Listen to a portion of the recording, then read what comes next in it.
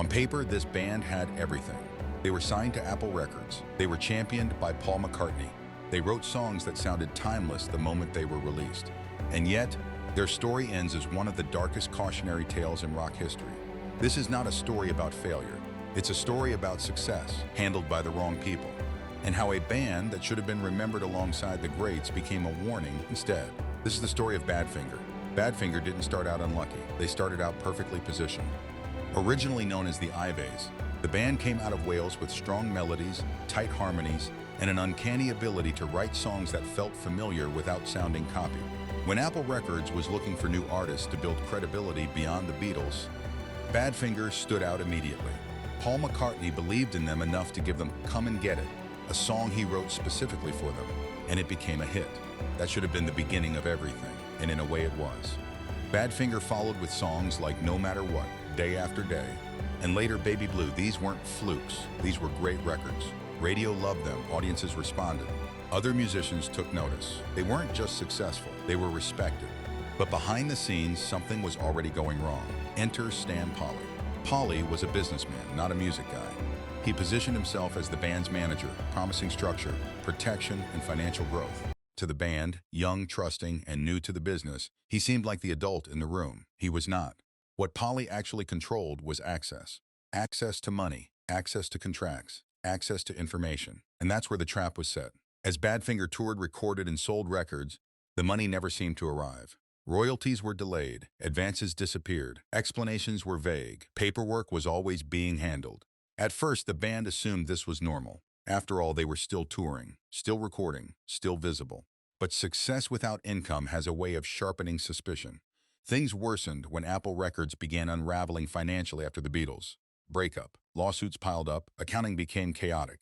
In the middle of that storm, Badfinger's finances became even murkier, and Polley was the only one who understood where the money was going. When creditors started asking questions, Polley pointed fingers elsewhere.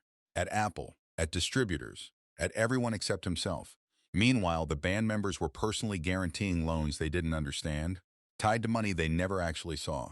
By the mid-1970s, Badfinger was successful on paper and broke in reality. And then came the lawsuits. As financial pressure mounted, Polley didn't defend the band, he disappeared. Records vanished, phone calls went unanswered. Legal responsibility fell squarely on the musicians, not the manager who had orchestrated the mess. The band was sued, their assets were frozen.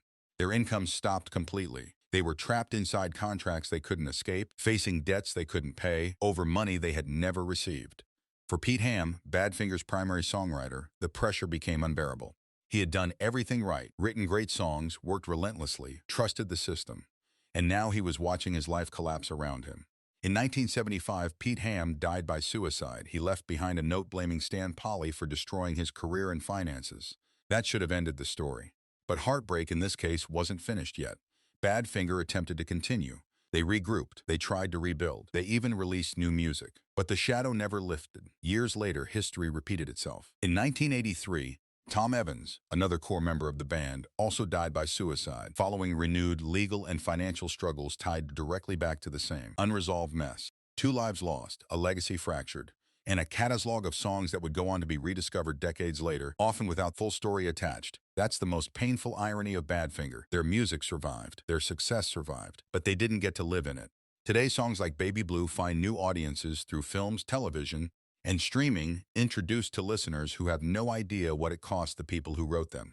Badfinger should have been remembered as one of the great melodic rock bands of the era. Instead, they're remembered as a lesson about contracts, about trust, about how talent alone is never enough in the music business. This isn't a story about bad luck. It's a story about control and what happens when artists give it away without understanding the price. And that's why Badfinger still matters. Because their story isn't rare. It's just one of the few where the truth eventually came out. If you want more untold stories from the golden age of music, the success, the sabotage, and the moments that changed everything, make sure you're subscribed. And continue this playlist to see what almost happened next. And as always, keep that turntable spinning.